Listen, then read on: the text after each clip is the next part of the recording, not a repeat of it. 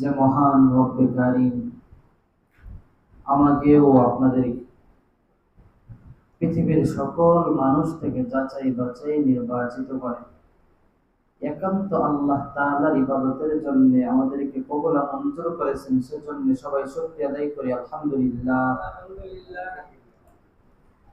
আল্লাহ তাআলা বলেন, যদি কোনো বান্দা আমার নিয়ামতের শুকর আদায় করে আমি আল্লাহ তার নিয়ামত বাড়ায় দেই।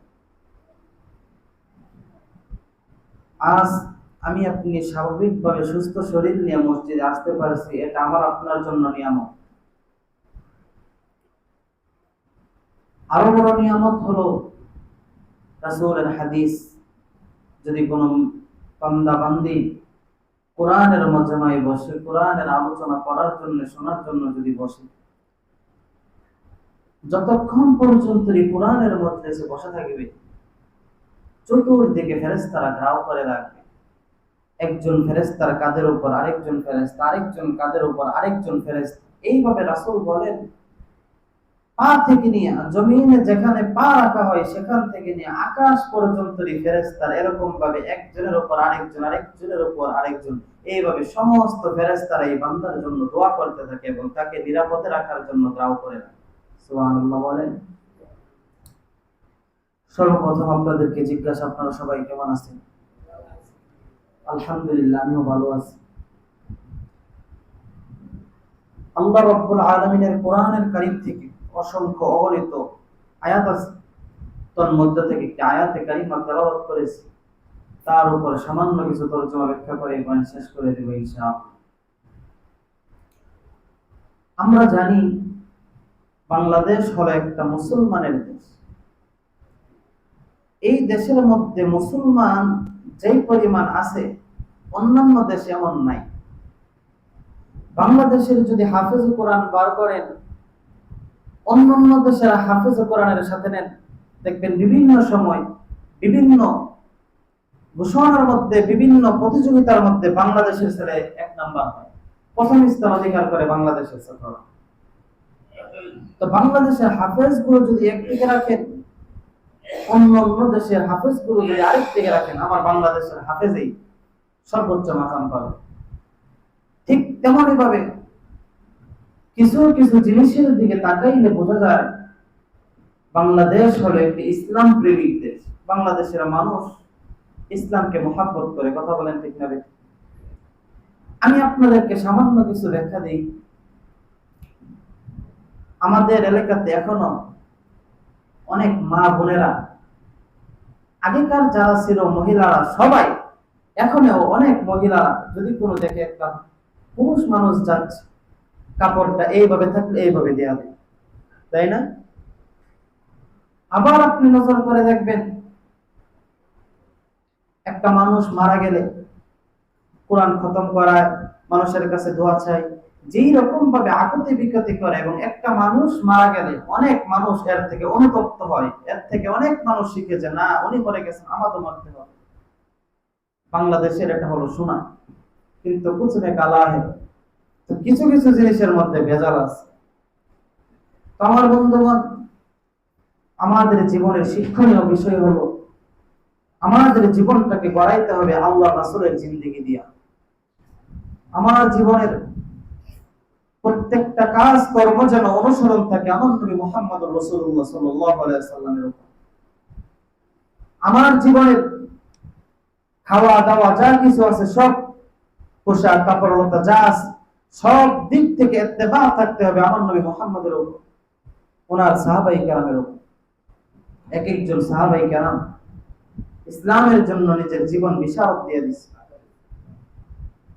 আল্লাহ বলেন, বান্দা, তোমার যত বিপদ আসুক, তুমি যদি তোমার এটার উপর অটল থাকো, লা তাকনাতু মির রাহমাতিল্লাহ, ইন্নাল্লাহা ইয়াগফিরুয যুনুবা জামিআ। আল্লাহর রহমত থেকে কখনো নিরাশ হয়ো না। ইন্নাল্লাহা ইয়াগফিরুয যুনুবা জামিআ, আল্লাহ তাআলা তোমার জীবনের সব গুনাহ মাফ করে দেবেন। ইন্নাহু হুয়াল গফুরুর রহিম, তিনি মহাপরাক্রমশীল এবং দয়ালু। তো যে আল্লাহ আমাকে বানাইছেন, সেই আল্লাহ নবী আদমকেও বানাইছে, সেই আল্লাহ নবী মুহাম্মদ রাসূলুল্লাহকে বানাইছে। আমার নবীজিকে যখন জিবরাইল আলাইহিস সালাম জিজ্ঞাসা করলেন, আপনি নবী হইলেন কবে? তখন আমার নবী উত্তর দিয়েছিল, কুনতু নাবিয়্যান ওয়া আদামু বাইনাল মাই ওয়াত তিন। আমি তখনও নবী ছিলাম যখন আদম আলাইহিস সালাম পানি আর মাটিতে মিশ্রিত ছিল। সুবহানাল্লাহ বলেন। সেই নবীর উম্মত আমরা। আমার নবীজি 63 বছরের জিন্দেগীর মধ্যে যা কিছু করে গেছেন, পৃথিবীর মধ্যে আগেও এমন অল্প সময়ের মধ্যে এমন নজির কেউ করতে পারে নাই, ভবিষ্যতে তো পারবেই না। প্রত্যেকটা নবীর মুআজিজা ছিল। হযরত মূসা আলাইহিস সালামের মুআজিজা ছিল লাঠি, যখন লাঠি ছেড়ে দিত সাপ হয়ে যেত। হযরত ঈসা আলাইহিস সালামের মুআজিজা ছিল, যদি একটা মাটি দিয়ে একটা কিছু বানাইতো, বানায়া যদি একটা ফু দিত, যদি বলতো তুই পাখি হয়ে যা, পাখি হয়ে যা। একটা মাটির একটা চাক্কা নিয়ে যদি বলতো তুই অমুক গরুর আকৃতি হয়ে যা, হয়ে যায়। কোন কবরের সামনে গিয়ে যদি বলতো কুম বিইজনিল্লাহ, আল্লাহর হুকুমে দাঁড়িয়ে যাও, সাথে সাথে দাঁড়ায়া যায়। আল্লাহ বলেন, আমি সকল নবীকে যা দিয়েছি, আমার নবী মুহাম্মদের ভিতরে সব গুণ আমি দিয়েছি। কাফেররা বিভিন্ন সময় বিভিন্ন ভাবে কষ্ট বিদ্বেষ যখন করা শুরু করলো, 26 নম্বর পারার প্রথমে সূরাতুল আহকাফের মধ্যে আছে, আল্লাহ বলেন, কাফেরদের সবাই উত্তর দিতেছেন, মা খালাকনাস সামাওয়াতি ওয়াল আরদ ওয়া মা বাইনাহুমা ইল্লা বিল হাক্কি ওয়া আজালিন মুসাম্মা। আল্লাহ বলেন, আসমান এবং মা খালাকনাস সামাওয়াতি ওয়াল আরদ, আকাশ এবং জমিন এবং তার মধ্যবর্তী যত জায়গা আছে সবকিছু ইল্লা বিল হক, আমি যথাযথভাবে সৃষ্টি করেছি, কোনো ভেজাল নাই। ওয়া আজালিন মুসাম্মা, এবং নির্দিষ্ট একটা সময়ের জন্য সৃষ্টি করেছি। আল্লাহ প্রমাণ দিয়েছেন যে নির্দিষ্ট একটা সময়ের জন্য আমি পৃথিবী সৃষ্টি করেছি। কিন্তু এই আলোচনা যখন কাফেররা শুনতো, তারা বলতো আল্লাযীনা কাফারু আম্মা উনজিরু মুআরিদুন, কাফেররা এর থেকে মুখ ফিরায় নিত। আল্লাহ তখন কাফেরদেরকে জবাব দিছিল, আমলাহুম শিরকুম ফিস সামাওয়াত ইতুনি বিকিতাবিম মিন ক্বাবলি হাযা আও আসারাতিন মিন ইলমিন ইন কুনতুম সাদিকিন। আসমান এবং জমিনের মধ্যে তোমরা যাদেরকে খোদা বলে দাবি করো, মাল্লা ইউজিব দাঈয়াল্লাহি ফালাইসা বিমুআজিজিন ফিল আরদ, কিয়ামত পর্যন্ত তোমরা যাদেরকে খোদা বলে দাবি করো, যাদেরকে তোমরা অনুসরণ করো, কিয়ামত পর্যন্ত ডাকলেও তোমাদের ডাকে সাড়া দিবে না। ওয়াইজা হাশিরান নাস কানু লাহুম আ'দা, ওয়াইজা হাশিরান নাস, মানুষের জীবনের মধ্যে ৮০,০০০ জগৎ আছে। একটা হলো আলামে বারজাখ তথা কবর জগৎ, এখন আমরা রয়েছে আলামুদ দুনিয়া, দুনিয়ার জগৎ। তারপরে হবে আলামে বারজাখ তথা কবর জগৎ, কবরের পর হবে আলামে মাহশার, হাসর জগৎ। তারপর আস্তে আস্তে আস্তে আস্তে এরকম ভাবে আল্লাহ পৃথিবীতে জগৎ সৃষ্টি করেছেন ৮০,০০০। কত হাজার? সবাই বলেন ৮০,০০০ জগৎ আল্লাহ সৃষ্টি করেছেন। তো আল্লাহ বলেন, এই যে আমি পৃথিবী এত কিছু সৃষ্টি করলাম, এই পৃথিবীর মধ্যে কি অংশীদারিত্ব আছে? কাফেরদের এখানে অংশীদারিত্ব সামান্য কিছু নাই। আমার ভাইরা, কোরআন যে বুঝছে সে আল্লাহর কাছে অনেক উপরে চলে গেছে। কোরআন যে বুঝে নাই তার ঠিকানা হলো একেবারে তলদেশ। আজ আমি আপনাদেরকে সামান্য কিছু তর্জমা দিতেছি। হযরত ওমর রাদিয়াল্লাহু তাআলা আনহু ইসলামের কততম খলিফা ছিলেন? দ্বিতীয় খলিফা ছিলেন। এই ওমরের ভিতরে জীবনে এমন কোনো গুনাহ নাই হযরত ওমর করে নাই। হযরত ওমর অনেক গুনাহ করেছেন জীবনে, তার জীবনে গুনাহ নাই বলতে কোনো কিছুই নাই। আজ তিনি পৃথিবীর মধ্যে এমন শ্রেষ্ঠ মানুষ হইলেন, পৃথিবীর সকল মানুষের আমল যদি এক পাল্লায় রাখা হয়, হযরত ওমরের আমলের সমান হবে না। হযরত ওমরের আমল সহ সারা পৃথিবীর সবার আমল এক পাল্লায় রাখলে আবু বকরের সমান হবে না। হযরত আবু বকরের আমল সহ সারা পৃথিবীর সব আমল এক পাল্লায় রাখলে হযরত আদম নবীর সমান হবে না। ঠিক তেমনই ভাবে সকল নবী রাসূল যা আছেন, যত ফেরেশতা আছেন, সবার আমল এক পাল্লায় রাখলে আমার নবী মুহাম্মদের সমান হবে না। হযরত মূসা আলাইহিস সালাম আল্লাহর কাছে আরজ করতেন, আল্লাহ, আল্লাহ, আমাকে আপনি নবী বানাইছেন, আমি আপনার সাথে কথা বলি, আল্লাহ আমার মনের আকাঙ্ক্ষা শেষ হয় নাই। আমাকে যদি নবী না বানাইয়া নবী মুহাম্মদের উম্মত বানাইতেন, আমি মূসা ধন্য হয়ে যাইতাম।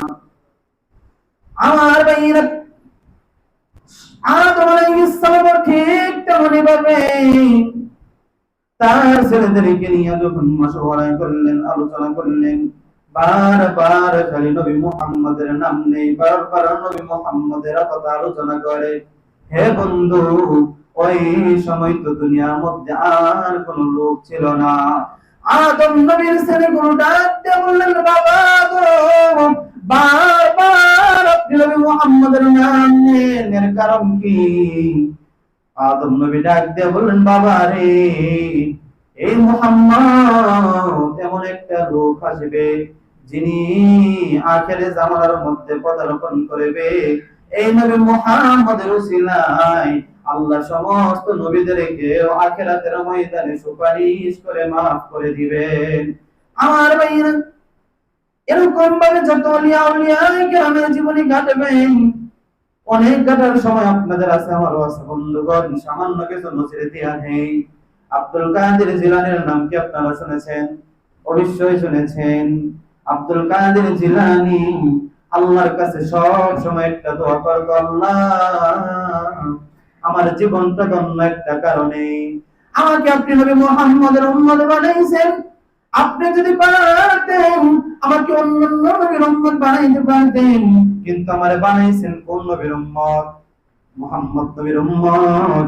আল্লাহ গো, আমার জীবনে আর কোনো কিছু চাওয়ার নাই, একটা চাওয়া আছে গো আল্লাহ, আমার নবীর দিদার দেখতে পারি নাই, আপনার দিদারও দেখতে পারি নাই গো আল্লাহ। আখিরাতের ময়দানে আমি আব্দুল কাদের জিলানীকে যদি তুমি আগুনের মধ্যে রাখো, আগুনের মধ্যে যদি আমি আব্দুল কাদের জিলানী শরীরগুলো পুরাইতে থাকো, তন্মধ্য থেকেও যদি একবার তুমি আল্লাহর চেহারা দেখায় দাও, একবার আমার নবীর চেহারা দেখায় দাও, আমি আব্দুল কাদের জিলানী আগুনের মধ্যে থাইকাও শান্তিতে বসবাস করতে পারবো। আমার ভাইরা, ঠিক তেমনি ভাবে হযরত সাহাবায়ে কেরামের জীবনের মধ্যে যান। এক একজন সাহাবী, এক একজন সাহাবী এক এক গুণে গুণান্বিত হয়েছেন। হে বন্ধু, আপনার যে সাহাবীর গুণ ভালো লাগে, ওই সাহাবীর গুণগুলো আপনার জীবনে ধারণ করবেন। হে বন্ধু, হযরত আবু বকর ছিল নরম দিলের মানুষ, হযরত উমর ছিল কঠোর দিলের মানুষ, হযরত উসমান ছিল নাজুক, হযরত আলী রাদিয়াল্লাহু তাআলা আনহু ছিল জ্ঞানী মানুষ। আমার ভাইরা, হযরত আবু বকর রাত্রিবেলা কোরআনের তেলাওয়াত করে। আমার বন্ধু রে, হযরত ওমরও কোরআনের তেলাওয়াত করে। আল্লাহর নবী ডাক দিয়ে বললেন, আবু বকর, এত আস্তে আস্তে কোরআন তুমি তেলাওয়াত করো কেন? হযরত আবু বকর বলেন, দয়াল নবী গো,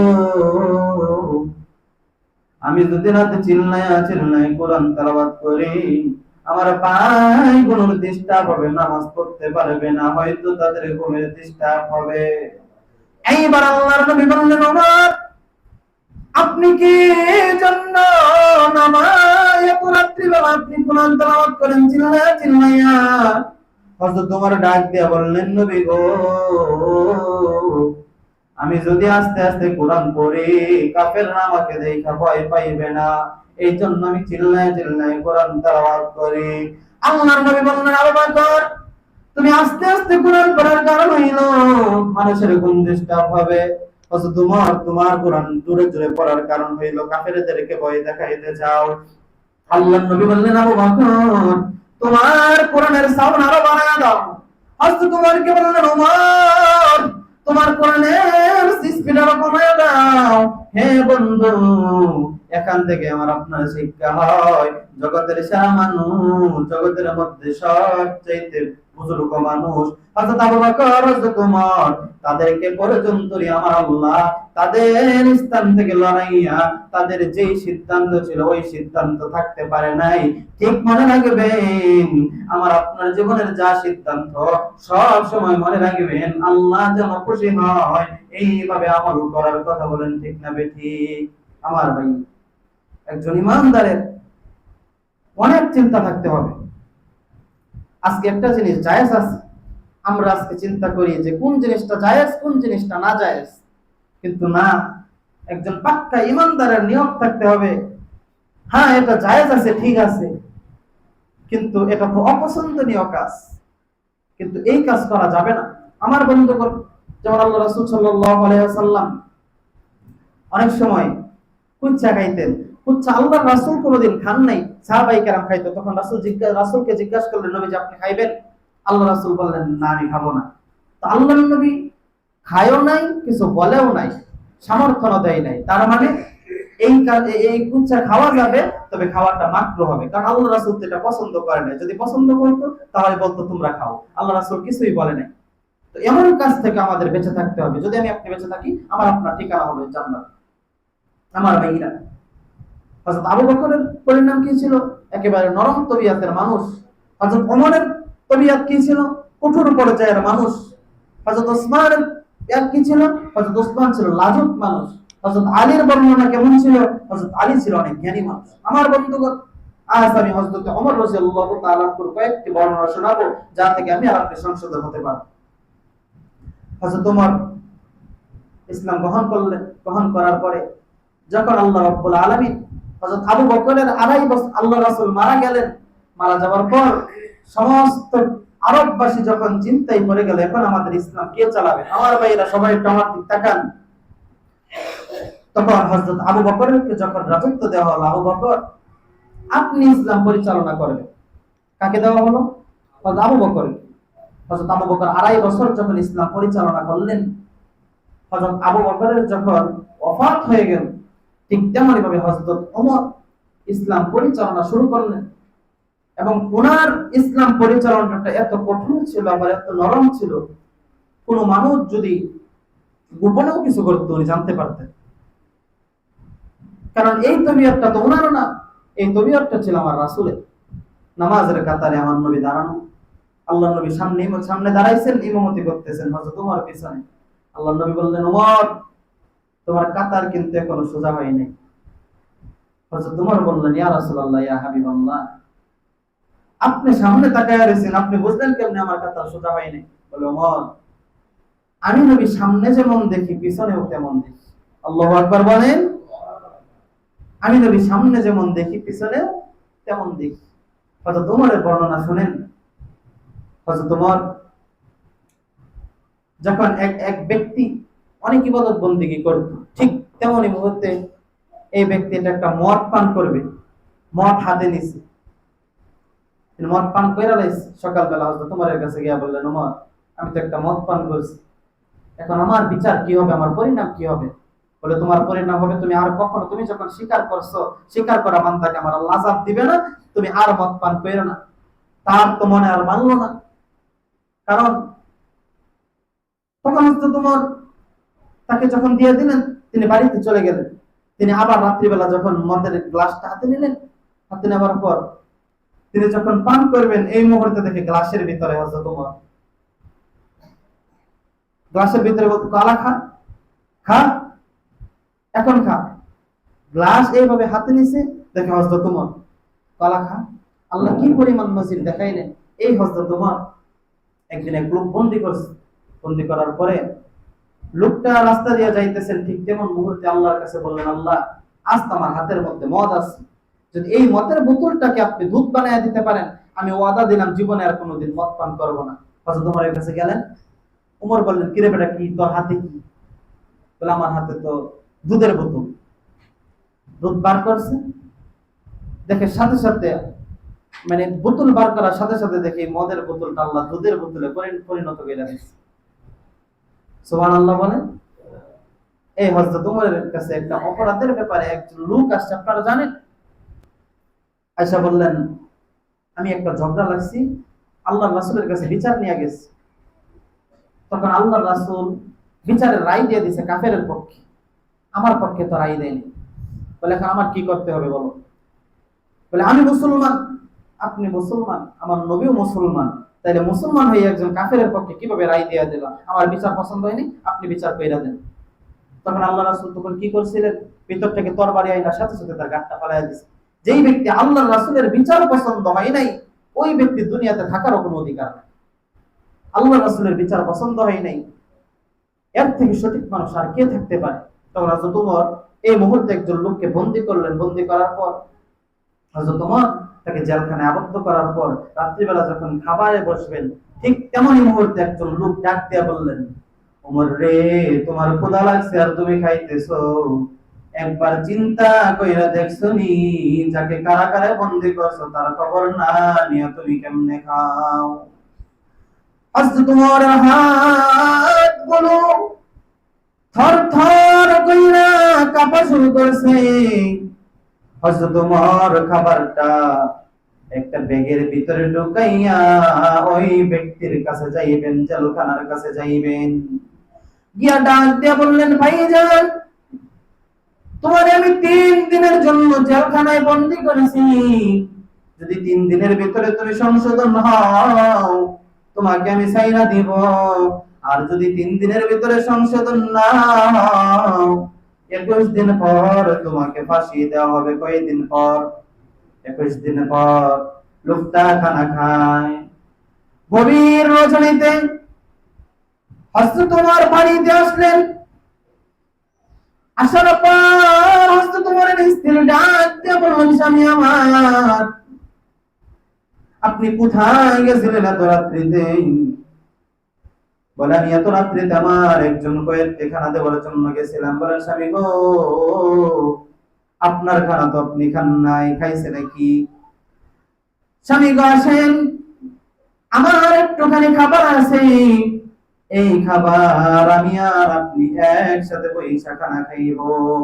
আমার ভাইয়েরা বন্ধুগণ, হযরত ওমর যখন খানা খাওয়ার জন্য বসলেন, হযরত ওমর খাবারের বাড়িটা যখন সামনে নিলেন, ঠিক তেমন মুহূর্তে খেয়ে যেন ডাক দিয়ে বলেন, ওমর রে, তোমার ক্ষুধা লাগছে আর তুমি খাইতেছো, কিন্তু যাকে কারাগারে বন্দী করছো তার বাড়ির খোঁজ খবর না নিয়ে তুমি কেমনে খাও?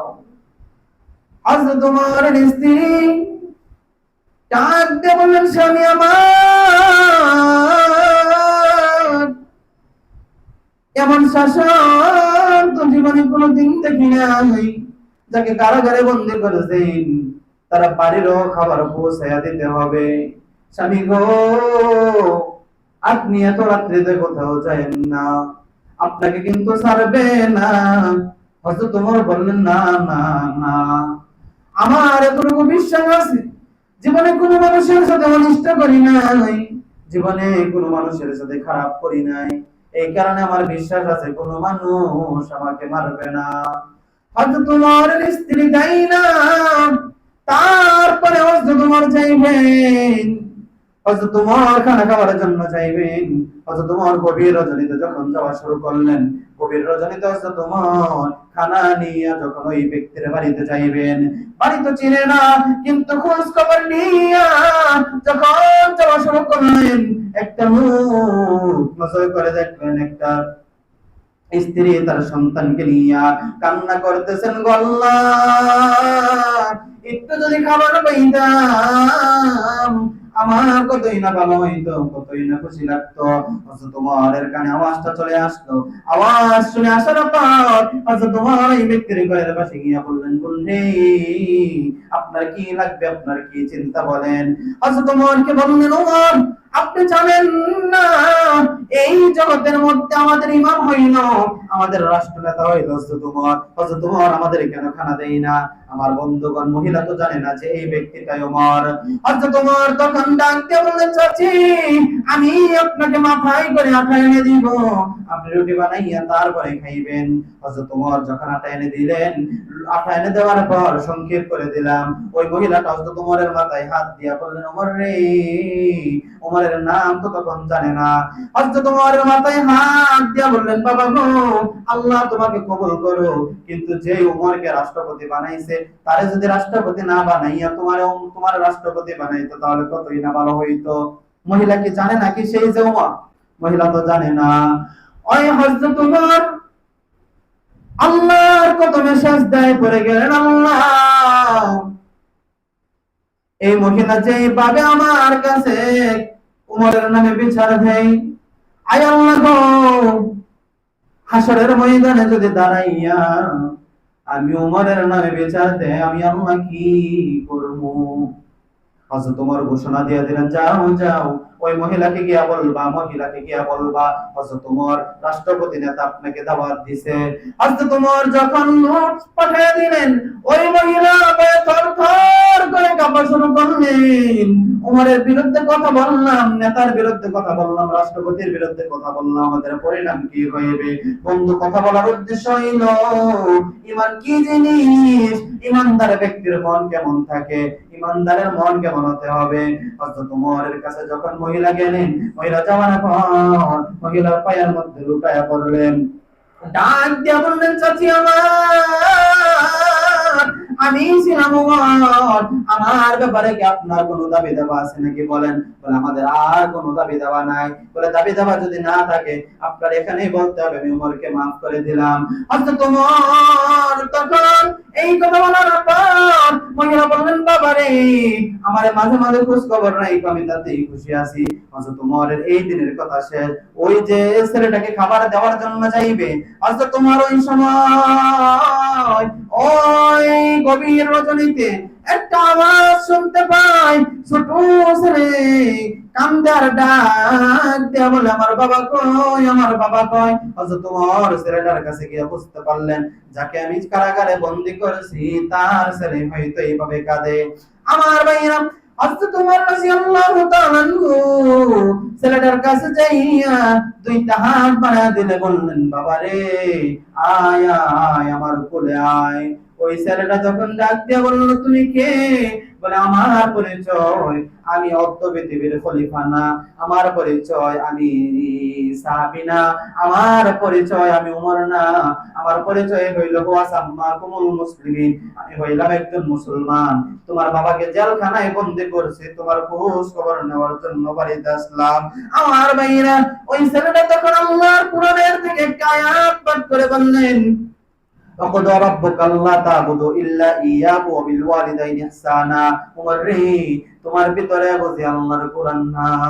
হযরত ওমর চোখের পানি ছেড়ে ছেড়ে কান্দেন আর বলেন, বাবা রে, কেমন ভাবে তুমি বললো আমার ভিতরে আল্লাহর কালাম নাই? আমি তো তোমার বাবার দরদ নিয়ে এসেছি। হযরত ওমর কে ছেলেটা জবাব দিয়ে বললেন, ওমর, আপনি আমার বাবার দরদ নিয়ে আসছেন? আমার বাবা দিন আনে দিন খায়, কেমনে গো আমার বাবারে বন্দী করলেন?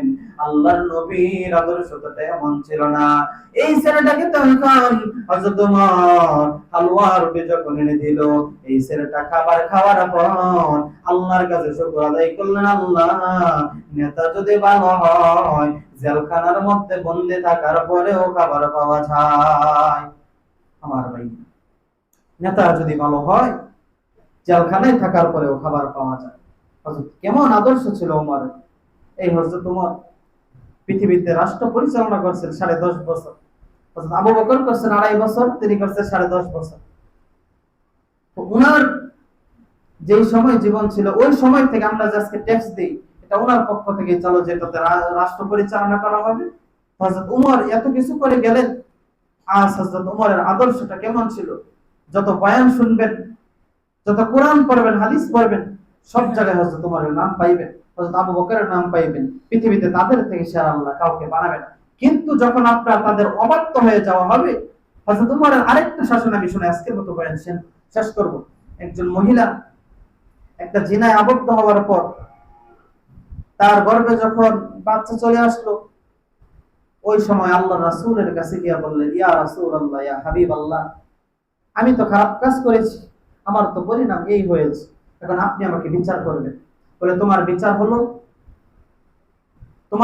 হলো, তোমার এখন ছেলেটা পেটে আছে, সে তো আর কোনো দোষ করে নাই, দোষ করেছো তুমি, তাহলে শাস্তি হবে তোমার। এখন যদি তোমাকে শাস্তি দিই, তার উপরে প্রভাব পড়বে কি পড়বে না? অবশ্যই প্রভাব পড়বে না। কিন্তু বললেন, না, তুমি যাও, ছেলেটা যখন ভূমিষ্ঠ হবে, প্রসব হবে, তুমি আমার কাছে আইস।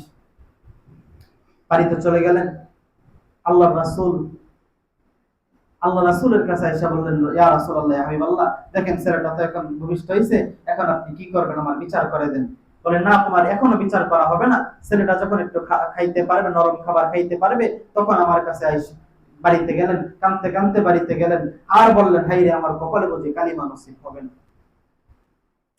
তিনি যখন একটু বড় হইল, আসলো বলে এখনো তোমার হবে না। ছেলেটা এখন কিভাবে হবে? যখন সে হাঁটতে পারবে, যখন সে মানে বুঝবে, সামান্য কিছু বুঝবান হবে, তুমি তখন আমার কাছে আইসো। আবার গেলেন বাড়িতে, কাঁদতে কাঁদতে যখন গেলেন, আল্লাহ রাসূল এইভাবে বললেন, মহিলা অপরাধ করেছো তুমি, তোমার এখন পরিণাম ভোগ করতে হবে, তুমি এখন কান্নাকাটি করলে কোনো লাভ নেই। যখন ওই মহিলা ছেলেটাকে যখন ভূমিষ্ঠ হওয়ার পর, বড় হওয়ার পর যখন খাবার খাইতে পারে, শক্ত খাবার খাইতে পারে, এই মুহূর্তে যখন রাসূলের কাছে আসলো, আল্লাহ রাসূল বলেন, ও সাহাবীরা আমার, একত্রিত হও, আজকে পুরো পৃথিবীর মধ্যে প্রথম বিচার হবে, জিনার শাস্তি আজকে প্রথম বিচার হবে। হযরত ওমর তখন উপস্থিত। হযরত ওমর বললেন, এই মহিলার কাছ থেকে এই বাচ্চাটাকে সরায়া দাও। বাচ্চাটাকে যখন সরায়া দিলেন, এই পর্যন্ত কাঁদো, কাঁধ পর্যন্তই কাঁদো।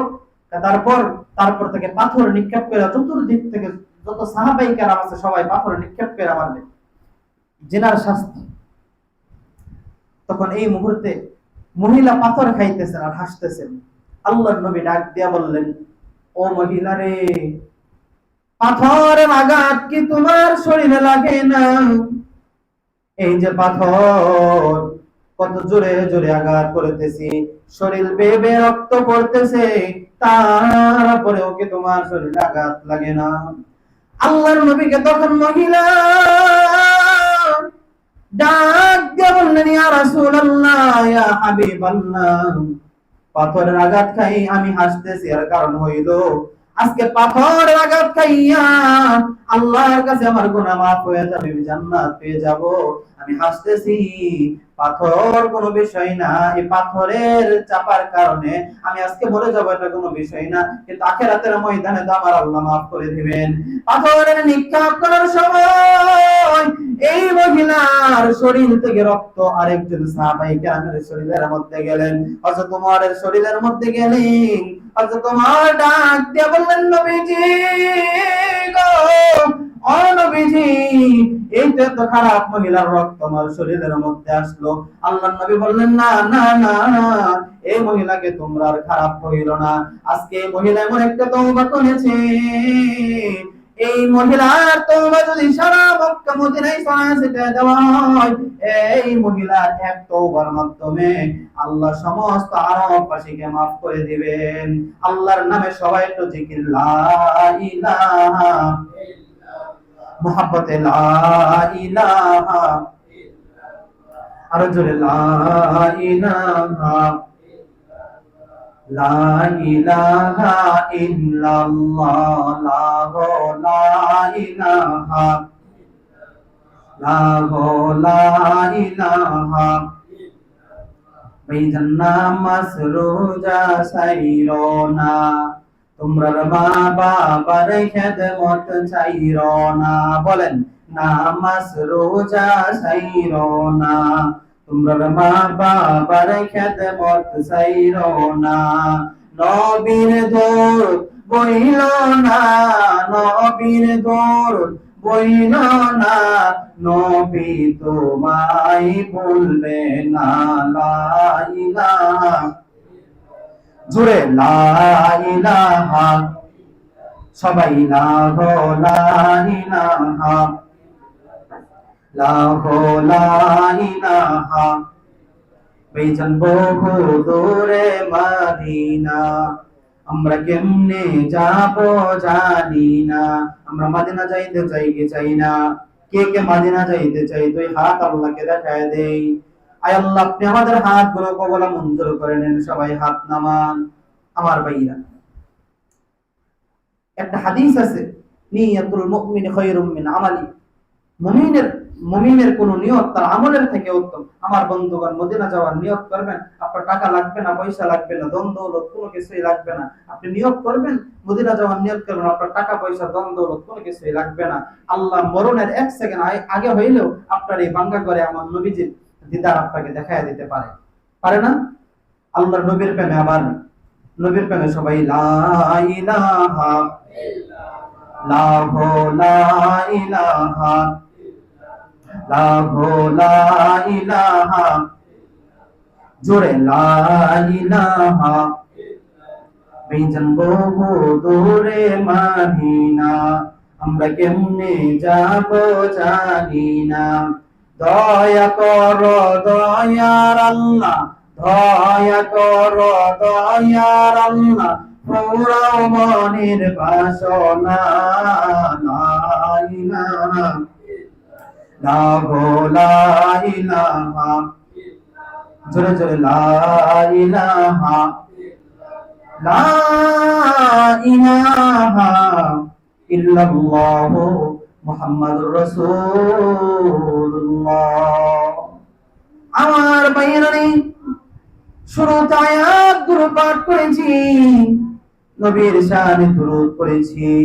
আমার বন্ধু আল্লাহ রাব্বুল আলামিন হযরত ওমরের পরিণাম যদি এত বেশি করে দিতে পারেন, হযরত ওমর রাদিয়াল্লাহু তাআলা দুনিয়ায় থাকাকালীন যদি জান্নাতের সার্টিফিকেট দিয়ে দিতে পারেন, আমার ভাইরা রে, এই মহিলা একজন জিনাকারিনী মহিলা এত আযাব পাওয়ার পর যদি দুনিয়ার মধ্যে বেহেশতের সুসংবাদ পেয়ে যায়, আল্লাহর নবী তো মহিলার ব্যাপারে বলে দিয়েছিলেন, এই মহিলাকে আর খারাপ বইল না, এই মহিলাকে আর জিনাকারিনী বইল না ওমর রে।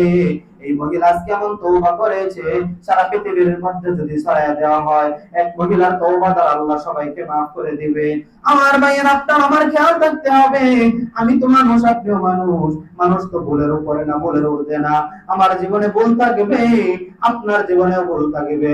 ভুল যদি থাকে, এই ভুল ক্ষমা করার মতো অধিকার আমার আল্লাহ রাখে।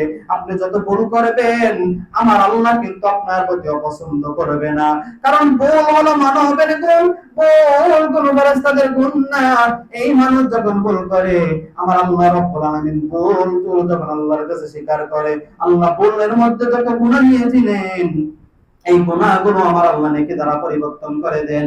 এই বন্ধু আজকে থেকে সবাই নিয়ত করেন, যত গুনাহ করা হয় আমি তো নিজে সংযত থাকবো, তারপরেও যদি গুনাহ আমার লিপ্ত হতেই হয়, আল্লাহর কাছে সব সময় একটা দোয়া করবেন, আল্লাহ আমাদেরকে পৃথিবীর মধ্যে শ্রেষ্ঠ উম্মত বলে কবুল করেছ, আমাদের নবী মুহাম্মদ উম্মত বলে কবুল করেছ। আয় আল্লাহ গো, আমাদেরকে নবী মুহাম্মদের ওসিলায় সুপারিশ করে দিও।